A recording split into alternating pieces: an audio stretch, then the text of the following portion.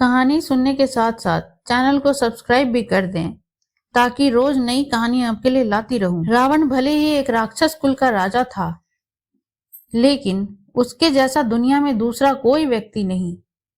इसलिए कहा जाता है कि रावण सिर्फ एक है, लंकाधिपति दशानन महाराज रावण।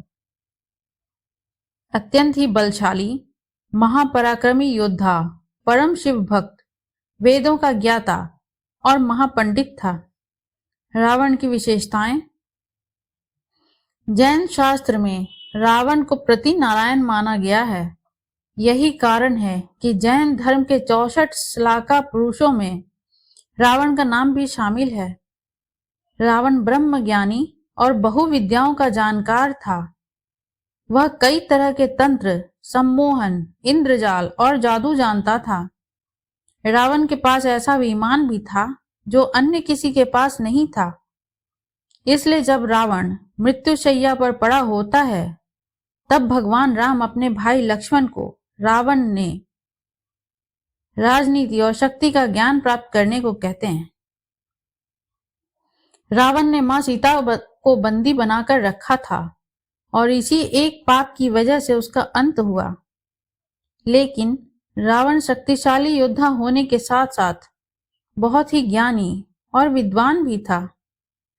रामायण की कहानी के अनुसार रावण का वध भगवान राम के हाथों हुआ था। माना जाता है कि रावण दुनिया का महान विद्वान था। रावण के मरते वक्त राम ने लक्ष्मण से कहा कि रावण नीति और शक्ति का महान ज्ञाता है। ऐसे समय में तुम्हें महाज्ञानी रावण से सफल जीवन का ज्ञान प्राप्त कर लेना चाहिए। ये सुनकर लक्ष्मण दशानन के पैरों में जाकर बैठ गए।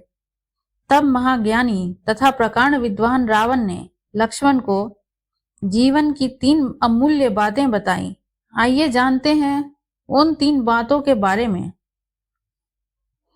पहला उपदेश। रावण ने लक्ष्मण को सबसे पहली बात बताई कि शुभ कार्य को जितना जल्दी हो सके कर लेना चाहिए। उसके लिए कभी इंतजार नहीं करना चाहिए, वरना जीवन कब समाप्त हो जाए किसी को पता नहीं।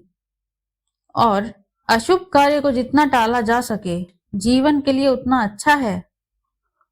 दूसरा उपदेश। रावण ने लक्ष्मण को दूसरी सबसे महत्वपूर्ण बात यह बताई कि शत्रु तथा रोग को कभी छोटा नहीं समझना चाहिए। छोटे से छोटा रोग भी प्राण घातक हो सकता है। छोटे से छोटा शत्रु भी खतरनाक हो सकता है। रावण ने राम, लक्ष्मण और उनकी वानर सेना को तुच्छ समझा था और वही रावण की मृत्यु का कारण भी बने। तीसरा उपदेश। रावण ने लक्ष्मण को तीसरी ज्ञान की बात यह बताई कि अपने जीवन से जुड़े राज को यथासंभव गुप्त ही रखना चाहिए। उसे किसी भी व्यक्ति को नहीं बतानी चाहिए, चाहे वह आपका सबसे प्रिय ही क्यों ना हो। यदि वह रहस्य किसी के सामने आ गया तो उसका जीवन भी बुरा प्रभाव पड़ सकता है। रावण के नाभि में अमृत कुंड होने का रहस्य विभीषण को पता था और यही रावण की हार की वजह बन गया। अगर यह कहानी आपको अच्छी लगी हो तो लाइक एवं सब्सक्राइब करें और इस कहानी से क्या शिक्षा मिली कमेंट में जरूर लिखें। धन्यवाद।